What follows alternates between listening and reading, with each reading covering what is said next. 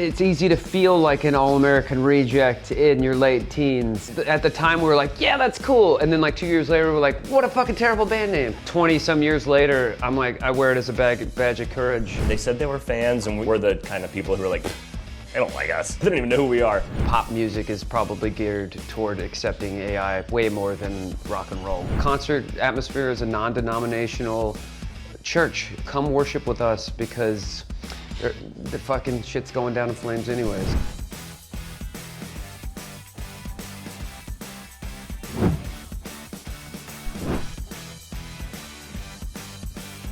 So what brought us here? Why Lil Dom's? It's a neighborhood staple for me. I lived in Los Feliz for like about a decade before I moved away from LA. The staff here are like kind of like, you know, they know my name.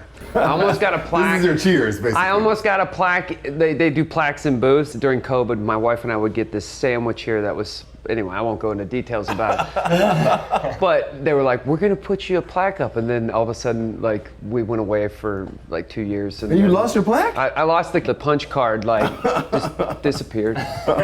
Well, now you gotta start back coming again, yes, so you can earn that trust again and get your plaque. Big stripes. This is huge. You brought Billboard here, so you're doing a good job. Putting them on the map. And I feel like you said that, you know, Lil Dom's is a place you love for Sunday brunch. So what is your go-to menu item on the Sunday brunch menu? Before I became gluten-free, they have this pizza that has, it's got salmon. Oh, this is like, it's kind of blasphemous, right? Cheese and fish, but it's salmon and like capers. Salmon? Smoked salmon, yeah, sorry. So like, yeah, lox and capers and onions, and then I make it even more bizarre, and I have them crack 2 eggs on top of it. Oh.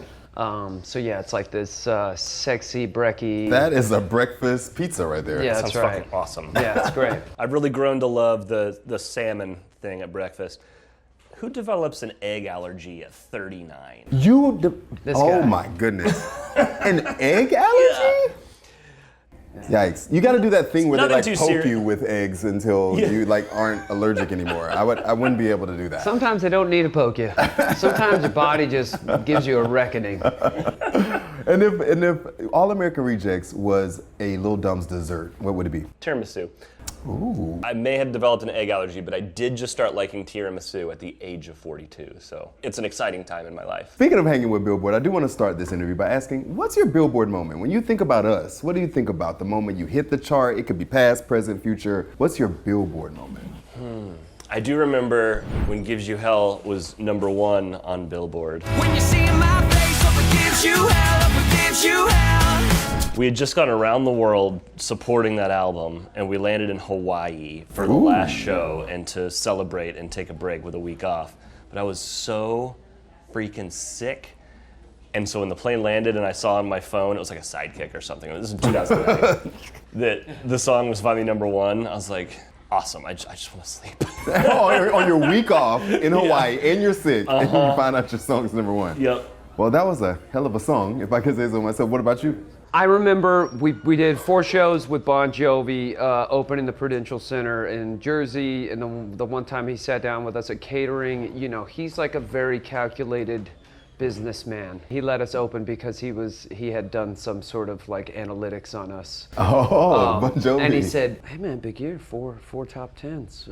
And I knew he was referring to the Billboard charts. So for me, that was a really cool moment where I was like, oh wow, this guy's like, this guy's super calculated, but also like, yeah, he knows that our shit doesn't stink. So it was cool. Sandbox is thirsty, outside the bombs are bursting. New music's here. You just dropped a video for Sandbox. When you were creating the Sandbox video, the song, like how do you feel about like your fans even that are like wanting old sound but maybe wanting to try something new? How did you take that approach? We put out 4 records in the first decade of our career, and each time we took our time to push ourselves and challenge ourselves, and in turn challenging our fans to kind of grow up with us. And then we didn't release much music for the next decade.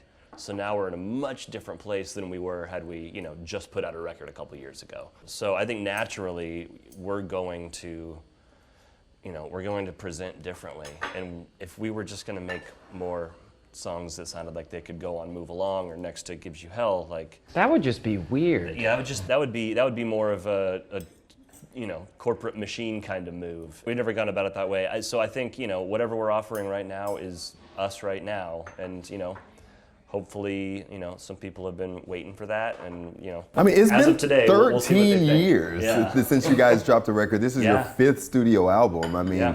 they definitely had to wait a little while. I think a lot of them didn't even think that maybe you guys would make music again. We so didn't think we would either. They What made weren't it now? waiting. I think it's more just like, this is a pleasant surprise for people who might not have ever expected anything else. And why it is wasn't for it at the us. time? There was a moment where we played a festival in Vegas, and it was one of these sort of heritage festivals with like the whole scene, and we were just kind of taking a piss on the whole thing because we thought it was just going to be a big shit show, and we're going to be like, yeah, we're the Rejects. That's sort of like a brand that has followed us into our philosophy of like the expectations of what this band accomplishes. Not just a clever name. We were never the culture. We were never the black eyeliner and the uniform of emo. We were 4 kids from Oklahoma in like vintage tees and low-rise skinny jeans. And when we played shows, people didn't look like us. The music was the only thing that ever did anything for us. Having such a distance between our last record, it was like, oh yeah, man, maybe some kids will be out there to sing the songs that they know. And we were playing up against Paramore and like Death Cab for Cutie, and there was fucking 30,000 people in front of us singing. And that was the biggest thing. It was so jarring to after all these years to play that show. And I remember just going, holy shit, I can hear this crowd through my in-ears. Not just singing the hits, they were singing like every song we played. Being on the stage, you think about being in the crowd as a music listener, you're like, oh, I can't wait to see this band. I was like, I can't believe I got to see this crowd. That's so awesome. Yeah, and that sort of like was a juggernaut moment that was like jarring and kind of put a little lead in our pencils again. And, yeah. I mean, it's a testament to your career and what you guys have created that the fans want to come and see you guys sing. And I mean, you're going to be singing with the Jonas Brothers, which I think is awesome. So tell me, how the heck did that come together? They were fans, is what we kind of heard internally when we moved to agencies. It was like, oh, the Joe Bros are really big fans, and they want to. They were toying with the idea. Those guys, that's a big machine over there at the Joe Bros camp. So I think they, when they put out a lot of feelers, they're just like, hey, would this be a thing? And it was like 2 years ago, I think, when we first We've been hearing started. of the idea for a long time. I know our manager Megan has been working really hard to like make it a real thing. But yeah, I mean, they said they were fans, and we're the kind of people who are like, they don't like us. Like they don't even know who we are. But then we met them, and they're sweethearts, and it's going to be a really fun tour, and it'll be our first stadium shows, which is That's incredible. wild to think about. I mean, I was telling you, I'm a pop music guy, so I have to Yeah. ask you, do you have a favorite Joe Bro song? I wasn't really aware of them much until like the more recent Oh, stuff. the new stuff, And like Sucker and everything. I dig it. I really like their solo stuff. Like I love the Nick Jonas stuff. Oh, that was good. And I love I think it's Joe. Joe has the DNC? DNC. That shit's great, dude. Like Cake by they the played it Ocean. at this activation we did in Jersey with them for the announcement, and I was just like, this song fucking slaps. Like, yeah, their solo shit's dope. But they have a congregation that they play to, man. It's very. There is a praise and worship of that. Of Praise those and brothers- worship of the Joe Bros. Of the brothers Jonas. Yes. You guys have toured a lot, and I know you got some stories in there. So, like, what's one of the craziest things that has happened, like, on tour with the fans? Something somebody threw at you on stage, or it's just a weird moment you think back to? Like Billboard appropriate? Who said we're little. not rated G here, Oh man, there was some raw shit that happened. Like I remember somebody would leave feminine products that were probably used hanging on the fucking. And maybe that's very tribal. That's something. Yeah, it's like marking your market. It's very alpha female like kind of. Move. Wasn't I expecting don't that fucking over a know. meal. Is that a thing? It always weirded me out when one shoe would land on the stage, and you're just like, somebody's going home with Going one home, shoe. calling their Uber. Well, it wasn't an Uber back then. No but- Uber back then. It is going funny. home with one shoe. It's funny like that. The thing you remember, you're like, remember that show in Philly, The Shoe? You're like, yeah, I always wondered what happened to that other shoe. Oh my goodness. And you're talking about the pressing of your first album. Like, do you remember Swing Swing in that moment that it was for you guys? Like the first time you heard it on the radio, or, you know, when that was a thing. Yeah, I'm the one with the good first time on the radio story. It's but actually I always tell it. What's your first time you heard Swing Swing? I don't know. On the radio. No? I don't know. Angel Palmer. I can't beat yours. Angel Palmer was like this high school cheerleader. Look, let me just be frank. You can always be frank. Any band that makes it out of high school was not cool.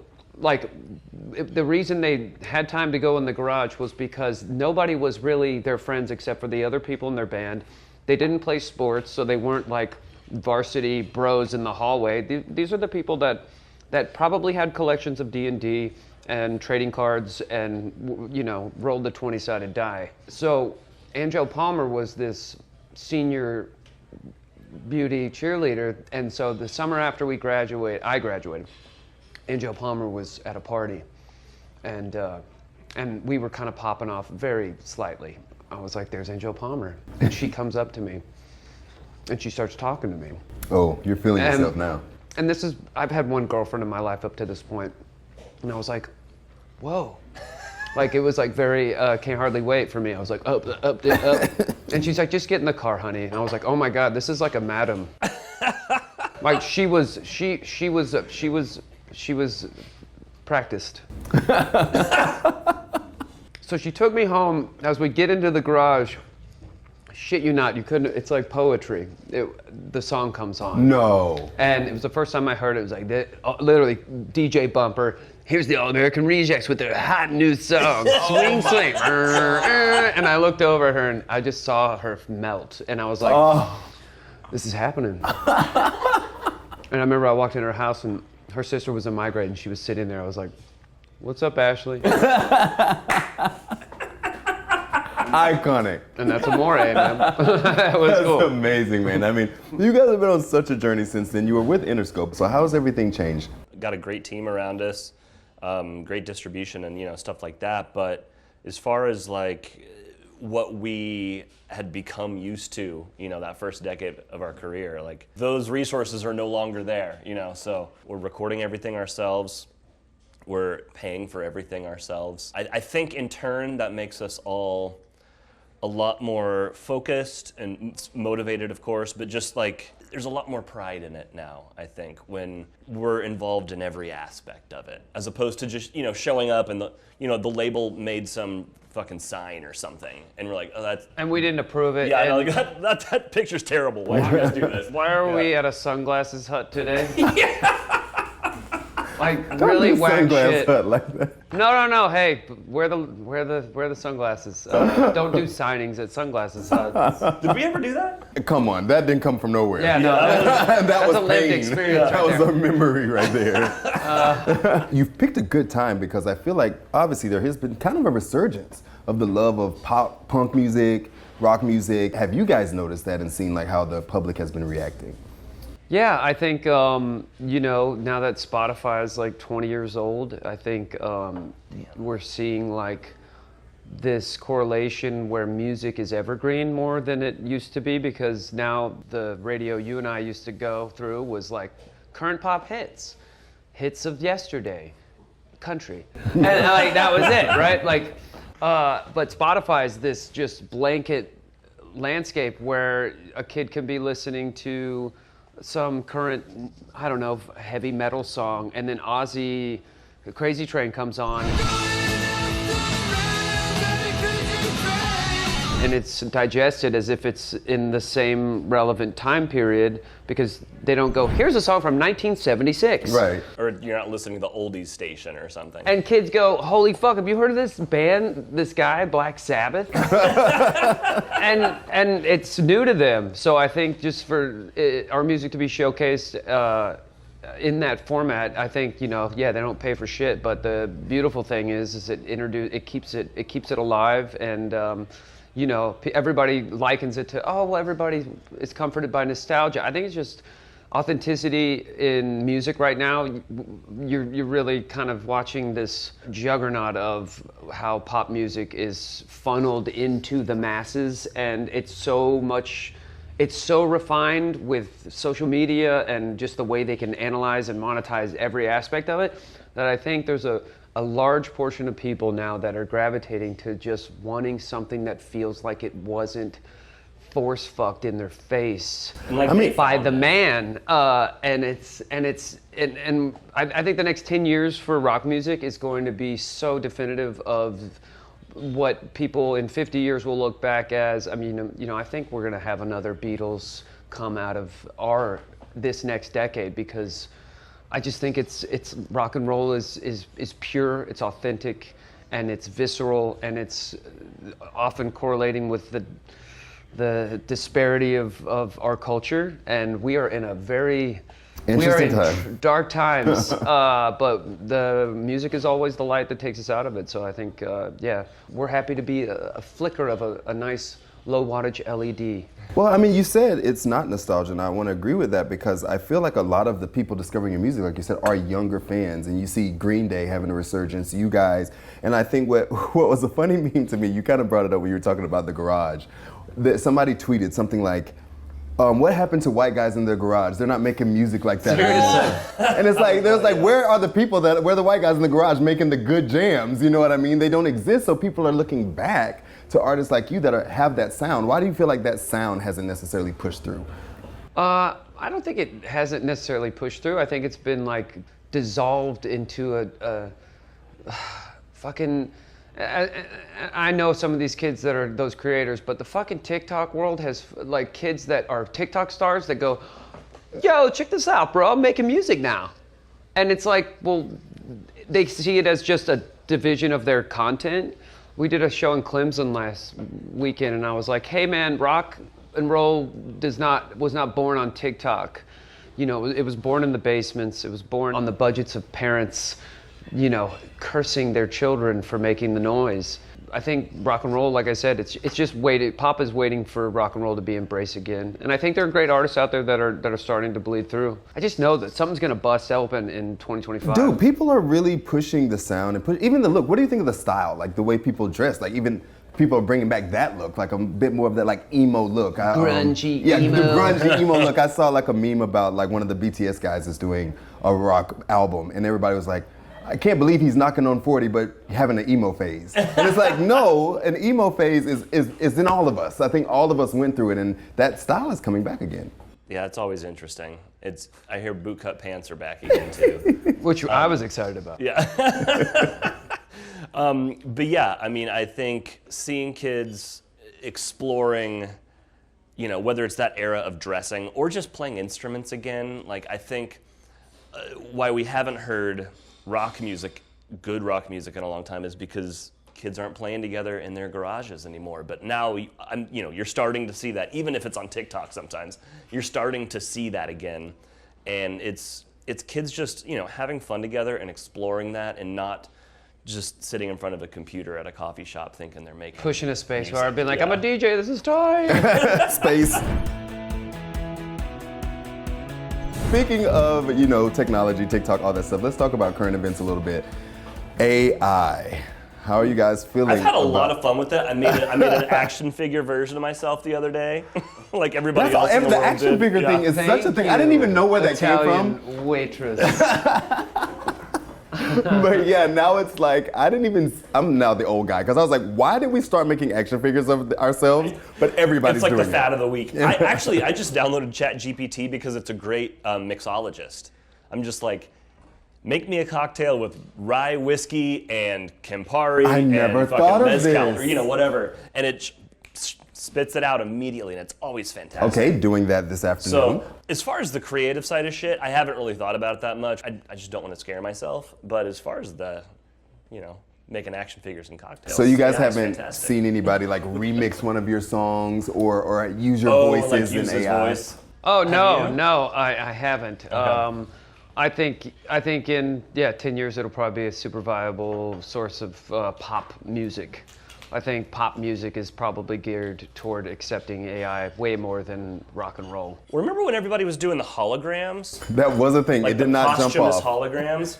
Whitney Maybe- Houston, Michael Jackson. Yeah, I mean, AI is here to stay. I'm sure it's not going anywhere. We'll get a but- new ABBA record for their hologram tour. Right, for the hologram tour. Yeah, I mean, totally. Queen just sold their likenesses and catalog, so I imagine there's gonna be more Queen music, and probably a Queen tour with their new music and their old hits. Let's all fucking jump in the dumpster fire. I mean, you were talking about TikTok. How do you feel like social media has changed music? Is it helping? Because artists are getting a direct connection to their fans, right? You're able to constantly talk to them, share information with them, but also, I mean, it's opened the world up to everybody's a musician. I think it's incredible. I think it's the world. The world is beautiful. The world is terrible. The world is frightening, and the world is ultimately will be no matter what you want to do about it. Social media is and will be forever. I think social media has made dynasties out of artists where instead of it was just about like this, it was just as simple as go to the show, want to be who's on stage, want to not know any of their human experience because that humanizes somebody that I see is all the music I love. They were gods, you know. I don't like the humanizing aspect of social media. Yeah, you have to learn how to like set your own boundaries with that, because now it is something. It's a great tool to connect with your fans and get feedback from your fans, but also it's a double-edged sword because, you know, in the end of the day, we've always done this for us. Love our fans to come along and grow with us, but you don't want to, you know, let down the velvet rope too much or be influenced too much by too many Opinions. cooks, I guess. A lot of cooks. Yeah. I mean, the fans are definitely cooks now, I think, with every artist. They want to be A&R. They're telling you. Yeah, I mean, that being said, I definitely did like a thirst trap TikTok video like 2 days ago. And it was like the most successful TikTok we ever had. Fuck my life, right? Like, oh my God. Well, you still got it, man. You putting a thirst trap out and it's working. So be proud of yourself for that. Gotta Happy get them titties birthday. out, girl. Gotta get them titties out. And I mean, I want to talk to you too about like how social media has also made everybody, you said, you know, humanization, have to kind of share their opinions a lot. And this is a crazy political atmosphere. And you guys make rock music, which is obviously a lot of times been a voice of political activation. So how do you feel like in a year like this and what we're experiencing, having to make music and put music out? I said this last night. I was like, I feel like we're the band that played on at the dinner on the Titanic. No, not those guys. So like, what the fuck does it matter what we think, man? We're just here to go down with the ship. And we're honestly, if anything, we're just a look at the birdie for the rest of everybody else. I'm like, you know, everybody's bagged on everybody going to space already. They Like it's really like did. it's a big giant. I think we live in distraction. We as Americans, we have rested so much on needing the comfort of distraction to keep our anxieties at bay.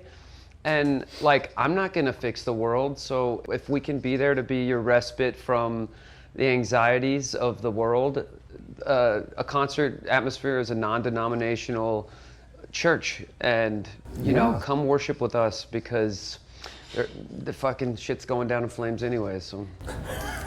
That's a little gallows. Yeah, actually, I swear to God, in a year and a half, We all feel sunshine, like that every the day sun will anyway, peek so through the it's clouds, okay. and everything's gonna be okay. It is. It's Like, going to be perfect. After we finish this meal, there's probably gonna be some beautiful bill of change that makes everybody happy.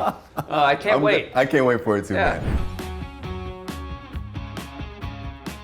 And then I want to talk to you guys a little bit about your personal life before we get out of here. Like, what's one of the biggest sacrifices you ever made for music? My 20s.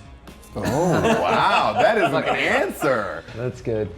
But being in a band during your 20s is like something I feel like a lot of people in their 20s wish they It was experienced. fantastic. Sure. And doing that, it's very hard to leave your 20s. You live in them for quite a Also while true. after that. Also true. But no, yes, it was, you know, the first decade of our career, there were a lot of sacrifices, like personally. That's certainly what I chose. You know, I'm extremely happy with all of my choices and where it's led me and where it's led us, you know, now entering our 40s. So I wouldn't change it. Don't regret nothing. And what's one of the most un-rock star things you do on tour? I'm a big proponent of creature comforts. When I'm on the road, I bring my own pillow. Keep going. I have a pour over coffee rig. Yeah, that lives in a road case. It does have a road case. I don't trust venue coffee or catering coffee, or this was good coffee though, like this. It's a mean cup of coffee. Yeah, and oftentimes if you're playing like an amphitheater or something like that, like The coffee's not gonna be good. you're nowhere near anything, period. So you're kind of left to your own devices. And now I'm at the age where I have to move. I can't just be a slob and sleep till 3 in the afternoon every day, until sound check. Like, wake up early, get the workout kit out, swing the kettlebells around and that shit. Okay. I just like to sit down to a nice meal after a show. Well, as we are doing now, I love that. And I mean, what are some of the things you guys are passionate about outside of music? Like, what's a cause that you support? I do these little paper plate portraits for Action Against Hunger that I donate my money to. I just draw like doodles on paper plates. I was selling prints of my art. I'm a painter as well, and my prints I was donating all my money to this woman who was creating an autism school program for autistic children when they become mature enough to be involved in the workforce. And there's really no programs to teach them how to I think she built a simulated coffee shop so they could practice serving. And, Oh, wow. I support whatever causes I can that I care about. That floats my boat. Nice. I mean, and look what we have. Look at that. Front door. I should give that to you. Oh my goodness. You guys are amazing. Well, now I actually want to ask this question. I'm sure you've been asked this before, but what is an all-American reject? 4 boys from Oklahoma that were in their. Actually, you know what? We started as a 2-piece, and when Nick and I were 14 and 15, we started playing in the college bar. We only got to do that because nobody else in town played cover songs. Like, I was thinking about that. I was like, how the That fuck makes did we sense. get to do that? There weren't any really other kids in bands, or at least motivated enough to be in a band serious enough to practice and play shows either. So Yeah. it was kind of just us. And Oklahoma is this beautiful, confused South in that it's very Midwestern. We have biscuits and gravy, but we don't have grits and collard greens. Like we're not. You gotta fix that. We're not. I know, right? We're not like Southern in that aspect, and also, not to get heavy, but like the Trail of Tears entered in Native America. That was where a large group of very spiritual people were sequestered to be. And I think bigotry and all these assumptions about the South sometimes that trickle into, especially the coasts of assuming, oh, you're from Alabama? But Oklahoma it bucks a lot of those, and the hospitality there is incredible. And it's also where everything kind of funnels to the middle of the toilet. And so it's easy to feel like an all-American reject in your late teens. And I think at the time we were like, yeah, that's cool. And then like 2 years later, we're like, what a fucking terrible band name. And then now, awesome. like 20 some years later, I'm like, I wear it as a badge of courage. And yeah, I think we wouldn't have stayed together if we were from fucking Chicago or some big city. We would have been like, bro, I just died of, I don't know, heroin overdose. Like big cities would have corrupted this band. So yeah, Oklahoma is the all-American reject of, I think, the United States, because I met Pete Rose once, and he's that criminal baseball player who bet on his own games, if you don't know. And I was so excited because I was getting him a baseball sign. I was like, Pete Rose, and he's like, hey, where are you from, kid? And I go, Oklahoma. He goes, a bird don't even shit in Oklahoma.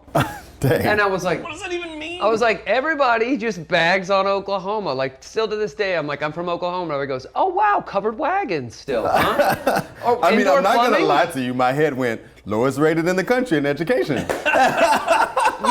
We had 2 out of 4 marriages will fail.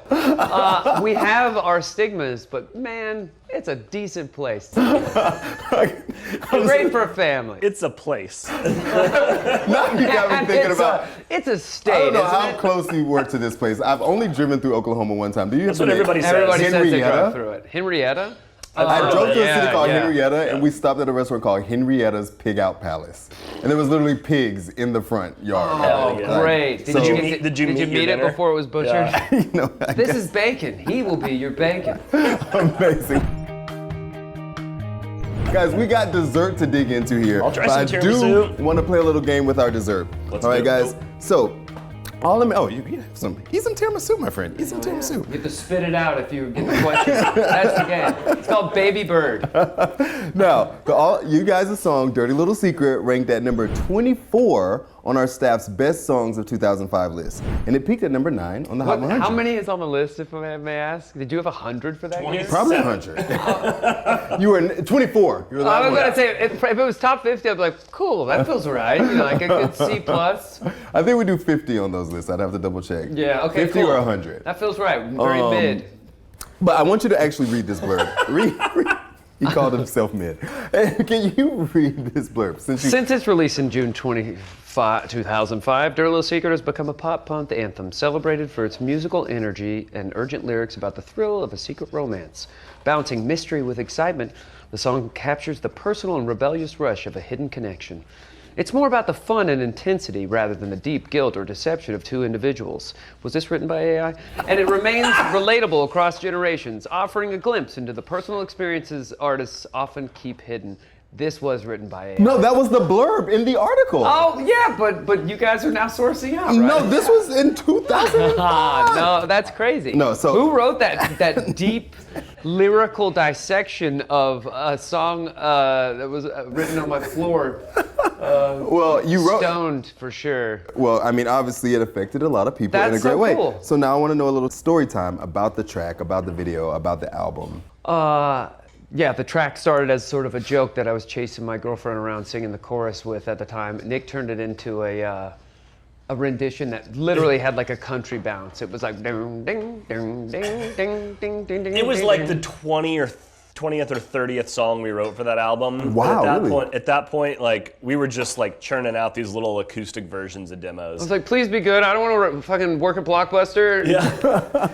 So, I mean, at that point, it was just another track that will probably never see the light of day. When we all got together for pre-production to kind of work up songs as a full band, that was like at the bottom of the list, and we just kept not approaching it. And then I think it was Howard Benson, the producer, who was like, why don't you guys just like play it like a band? Like straighten it out. Yeah. Play it. So yeah, that's pretty much what we did. Just played it like a 4-piece rock band. But then Marco Siega, this incredible director who went on to do like Dexter, and like he's done a lot of incredible stuff. Like the video directors we work with historically have just been like the greatest gift to our band. Well, he did Swing Swing. And he did Swing Swing. And I remember we got all these treatments for the Dirty Little Secret video that were just garbage. And then he was like one of the last ones they went back to Marcos, like, well, he did Swing Swing, let's try this guy again. Yeah. And he just wrote one sentence. He said, look at this website. And he found postsecret.com, which was this website where people would anonymously send in their just confessions on a postcard. And the music video was born out of that. I think, yeah, his sentence was like, I don't know what this is yet, but this. This. And the depth it gave the song, that juxtaposition visually, was like, you know, the song is just candy and, you know, just cotton candy, like pop, like as far as just like, it's Dirty Little Secret. It's not, that dissection was really, was really beautiful. At Billboard, they write good stuff. I'm just saying. You guys, there's a reason you're still the Billboard. That blew the song up, along with, you know, Jimmy Iovine loving the song and, you know, drilling it into radio for 46 weeks before we cracked the top 20. That was the wildest thing because we had no idea what to expect. Swing Swing happened. We did Move Along. We're like, is this going to happen again? Statistically, probably not. Oh, that was the other thing. We were like, we knew Move Along was important for us, and an important song, and we named the fucking record after it, and that was going to be the first single. And we were getting back in a van, going on tour. It was like the Move Along tour, and the last minute, Jimmy Iovine was like, nah, Hey, you guys. Dirty Little Secret, that's the one. Dirty Little Secret. Wow. Yeah. That's the one, man. That's Now the you one. guys got to make those decisions. Yeah, right. Yeah. And Yeah, it's a lot Sandbox it easier. is. That's right. Well, thank you guys for hanging out. This cookie is staring at me. Get So let's into enjoy some dessert. Oh, and guess what? It is somebody's birthday today. Oh, you guys! You did. Oh, this is what you get at the gluten-free Italian restaurant. But dude, look at the blood orange. Look at that is blood sick. orange. I am going to eat the shit out of that. Thank you very much. And the last refrain: Happy birthday. Birthday to you. Hey. Thank you.